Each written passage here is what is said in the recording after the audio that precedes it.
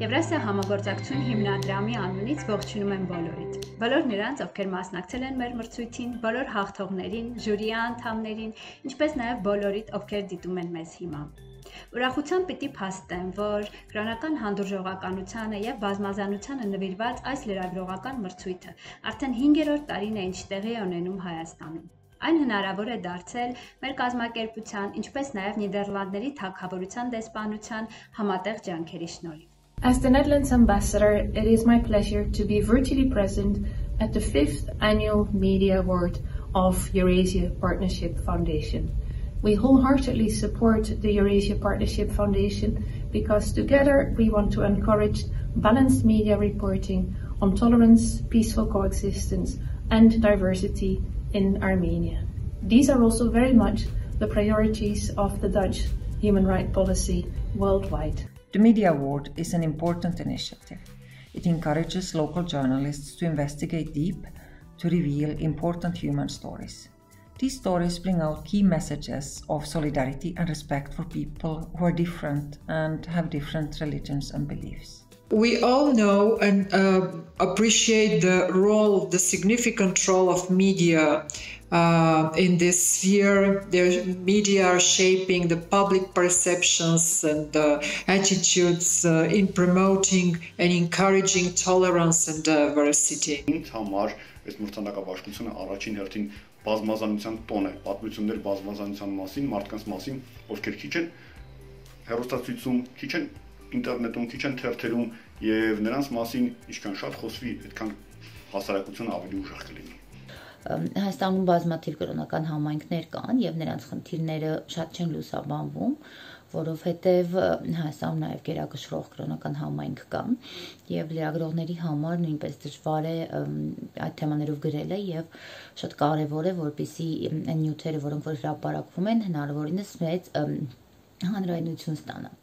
Ես նույնպես որպես լրագրող բազմաթիվ անգամ մասնակցել եմ այդ մրցույթին։ Ես շատ կարևոր էի համարում դրան մասնակցությունը, քանի որ մրցույթը հնարավորություն էր տալիս եւս մեկ անգամ այդ թեմայով նյութերը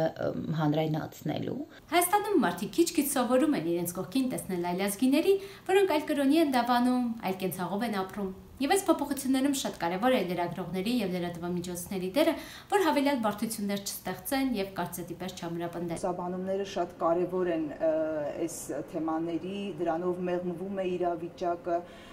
եւ նաեւ ուզում եմ ասել, որ այն լրատվամիջոցը, որտեղ աշխատում եմ, շատ կարևոր եմ համարում, որ նույնպես մարդու իրավունքները պահում է իր մշտական լուսաբանման առանցքում եւ այս դեպքում էլ դա բացառություն չէր։ Արդեն երկրորդ տարին անընդմեջ արժանանում եմ այս մրցանակին։ Իմ կարծիքով մրցույթը շատ արժեքավոր է այն իմաստով, որ խրախուսում է եւ քաջալերում է լրագրողներին խոսել եւ պատմել այն մարդկանց մասին, ովքեր ապրում են մեր շուրջը եւ ավելի բազմազան եւ գունավոր են դարձնում մեր հասարակությունը։ Լրագրողները պետք է կարողանան ցույց տալ կրոնական անհանդուրժողականությունից ձևավորվող խտրական տարածքները եւ թե որքան բացասական են դրանք ազդում եւ անհատների եւ մեր կոլեկտիվ զարգացման վրա։ Յաղդան վերջին հույներ նախագծի կարևորությունը այն է, որ չնայած մշակութային առանձնահատկություններին, նույն հողի վրա ապրող մարդիկ խոսում են միմյանց հետ միակ եւ լավագույն